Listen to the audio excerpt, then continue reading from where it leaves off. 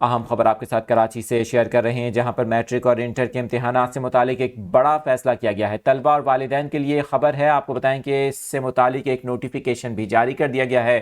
28 نومبر کو یہ فیصلہ کیا گیا تھا اور اس سے متعلق اب ہدایات جاری کر دی گئی ہیں۔ اس سال آنے والے یعنی کہ اس سیشن کے اندر 2024 اور 25 کے جو امتحانات ہوں گے وہ کس طرح سے لیے جائیں گے، یہ بہت ہی اہم خبر ہے جو اپنے ناظرین کے ساتھ ہم شیئر کر رہے ہیں۔ آپ کو بتائیں کہ اس حوالے سے جو سندھ حکومت کا محکمہ تعلیم ہے، اس نے 10ویں سے 12ویں جماعت کے امتحانات کے لیے سلیبس میں کمی کا فیصلہ کیا ہے۔